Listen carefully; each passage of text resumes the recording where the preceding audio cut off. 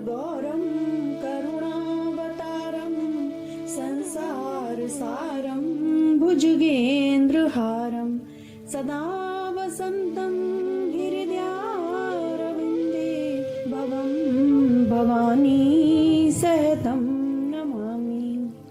राधे राधे दोस्तों, आज हम श्रवण करेंगे श्रावण मास महात्म्य में 9वें अध्याय की कथा। इससे पहले हमने 8 अध्याय की कथा सुन ली है।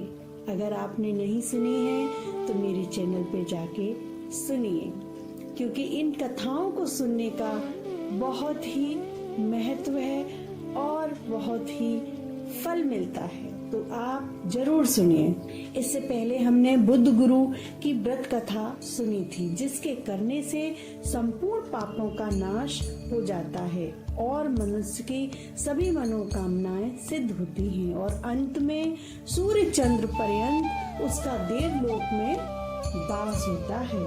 ईश्वर ने कहा कि हे सनत कुमार, अब मैं आपसे शुक्रवार व्रत की कथा कहूंगा, यानी जीवंतिका माता की कथा कहूंगा, जिसको सुनने से, जिस व्रत को करने से मनुष्य सभी विपत्तियों से छूट जाते हैं। पांडव वंश में एक सुशील नाम के राजा थे। उनकी सुकेशु नाम की एक पत्नी थी जो सर्वगुण संपन्न थी, लेकिन उनको संतान नहीं थी। इस चिंता से वो बहुत परेशान रहने लगी।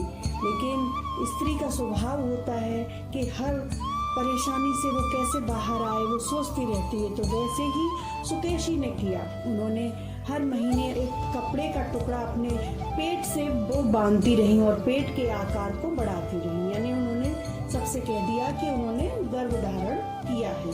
और साथ ही साथ वो ऐसी किसी स्त्री को ढूंढती रही जिसने गर्भ धारण किया हो, और प्रारब्ध से उन्हें ऐसी स्त्री मिल भी गई, वहाँ के पुरोहित की पत्नी जो कि गर्भिणी। तो उन्होंने क्या किया, कपटी राजा की पत्नी ने क्या किया कि उन्होंने जो प्रसव काल के समय पे दाई आती है, उस दाई को अपने से मिला लिया और उसे एकांत में जाके बहुत सा धन दिया और उसे अपने गर्भ धारण करने की या ना करने की सारी बातें उसको बताई। ये जो दाई थी ये भी बहुत ही चालाक थी। इसने क्या किया कि पुरोहित की पत्नी का जब प्रसव काल नजदीक आया तो वो तो कुछ जानती नहीं थी, क्योंकि पहली बार माँ बन रही थी।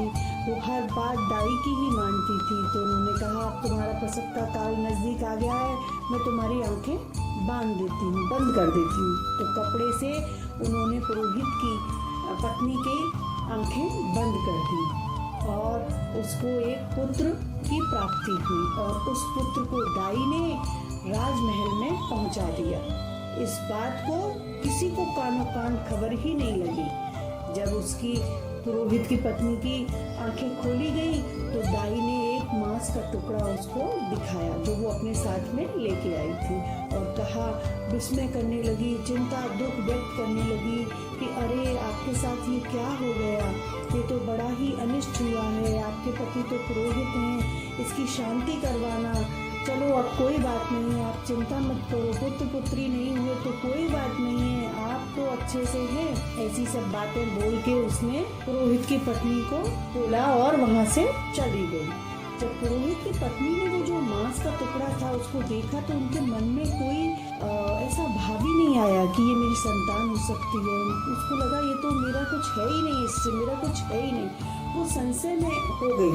और फिर इधर जब राजा को पता चला कि उनको पुत्र की प्राप्ति हुई है तो राजा ने तो बहुत सारा धन ऐसे ही लुटा दिया, घोड़े, रथ, असरफी, हीरे, जवाहरात सब यूं ही लुटाए, क्योंकि वो बहुत खुश थे कि उनके घर में पुत्र की प्राप्ति हुई है। जब सूतक काल खत्म हो गया, क्योंकि जन्म के समय भी सूतक लगते हैं और मृत्यु के समय भी, तो जब सूतक काल खत्म हुआ तो उस बच्चे का नामकरण संस्कार हुआ। उस बच्चे का नाम प्रियव्रत रखा गया।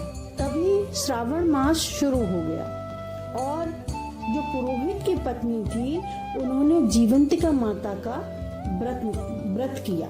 बहुत भक्ति पूर्वक उन्होंने शुक्रवार के दिन जीवंतिका माता का व्रत किया। उन्होंने दीवार पर बहुत सारे बच्चों की तस्वीर बनाई, जीवंतिका माता की तस्वीर बनाई, उनको फूल अर्पण किए, उनको अक्षत अर्पण किए, उनको भोग अर्पण किया और फिर उनसे प्रार्थना की कि हे जीवंतिका माता, मेरा पुत्र जहाँ भी हो आप उसकी रक्षा करना। जीवंतिका माता इतनी खुश हो गई कि उनके जीवंतिका माता के प्रसाद से उस पुत्र की दीर्घ आयु हुई।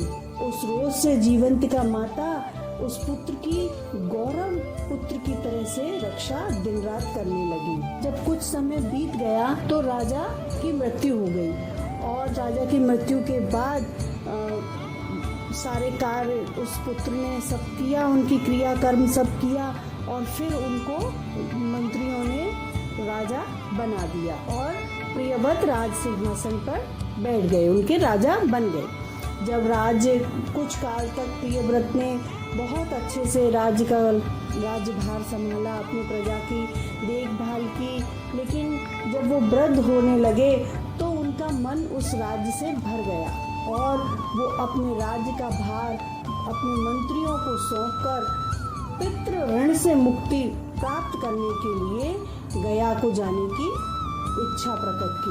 उनको गया जाना था। उसने राजकीय वेश को छोड़कर साधारण वेश में अपनी यात्रा शुरू की। जब वो रास्ते में जा रहे थे तो किसी गृहस्थी के यहाँ पे वो रुक गए, क्योंकि पहले ऐसा ही होता था, जब रास्ते में जाते थे तो कोई मंदिर पड़े, धर्मशाला पड़े या कोई मिल जाए तो उनके यहाँ पे ही रुक जाया करते थे। तो राजा जिनके यहाँ रुके थे उनकी स्त्री को उसी दिन पुत्र की प्राप्ति हुई थी। राजा रात में सो गए, तो जब रात को वो सोने लगे तो षष्ठी मैया उसके पुत्र को लेने के लिए आई, क्योंकि उससे पहले भी उसके यहाँ पे 5 पुत्र हुए थे जो मर चुके थे। षष्ठी मैया उनको ले जा चुकी थी। जब वो राजा को लांग कर उसके पुत्र को लेने के लिए जाने लगी तो जीवंतिका मैया ने उनको रोक दिया कि नहीं, तुम इसको लांग के नहीं जा सकती हो। तो षष्ठी मैया वहाँ से खाली हाथ लौट आई, जैसे गई थी वैसे ही चली गई। जब सुबह हुई तो उस इंसान ने देखा कि उसका बच्चा जिंदा है, क्योंकि उसके 5 पुत्र तो पहले से ही जा चुके थे।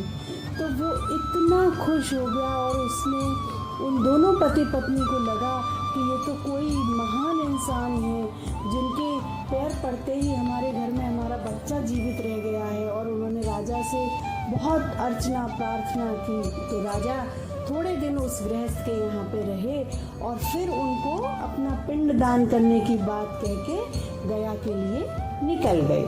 अब जब राजा वहाँ पे गया में पहुँचे और ब्राह्मणों के साथ जब वो पिंडदान करने लगे, पिंडदान करते समय 2 हाथ निकल आए।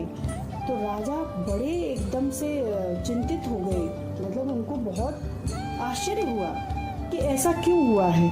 तो उन्होंने पंडितों से पूछा कि ये क्या है।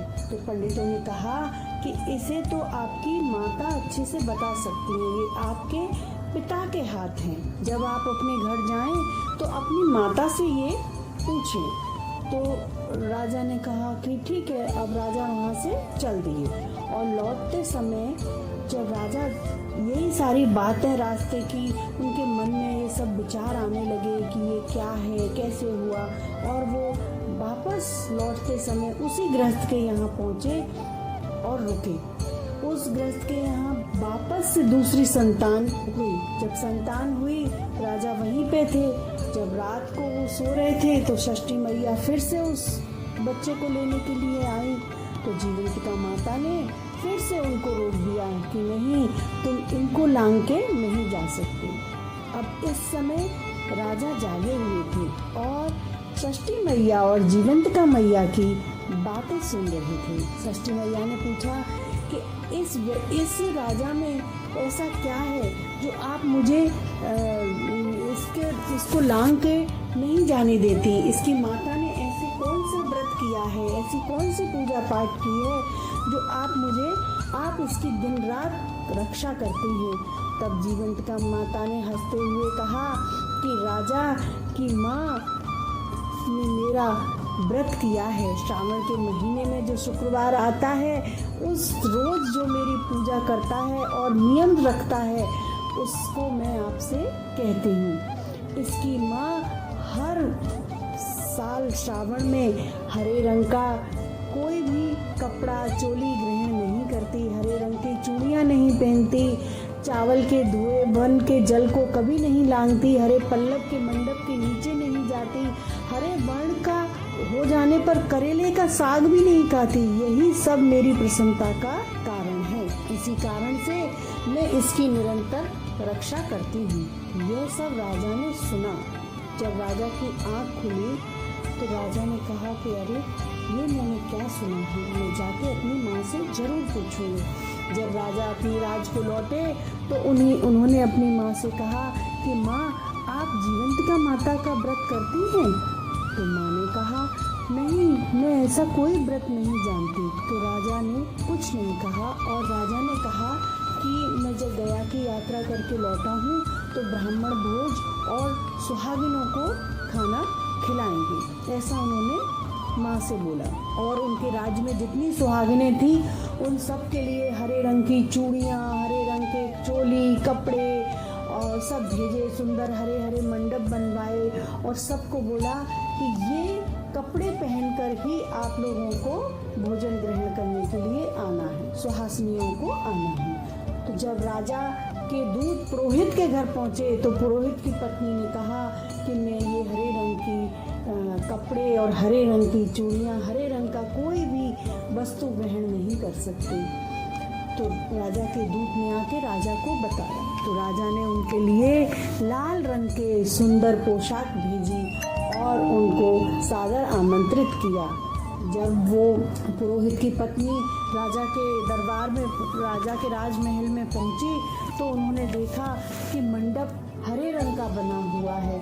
उस मंडप को छोड़ के वो दूसरे दरवाजे से राजा के घर में प्रवेश हुई, राजा के महल में प्रवेश हुई।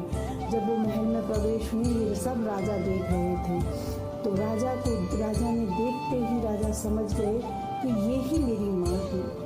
और जैसे ही दोनों का आमना सामना हुआ तो पुरोहित की पत्नी के स्तन से दूध की धारा प्रवाहित होने लगी और इतना दूध निकला कि राजा वहाँ थे तो राजा भीग गए।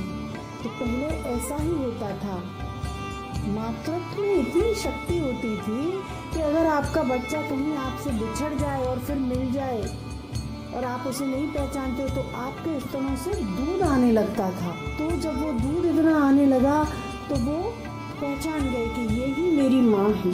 उन्होंने बहुत सादर पूर्वक उनको बिठाया। फिर अपनी जो माँ थी मतलब रानी, उनके पास जाकर हाथ जोड़कर बड़े विनय पूर्वक उन्होंने कहा कि माँ आप डरो मत, आप घबराओ मत, पर मुझे मेरे जन्म की सारी बात पूरी सच बताओ।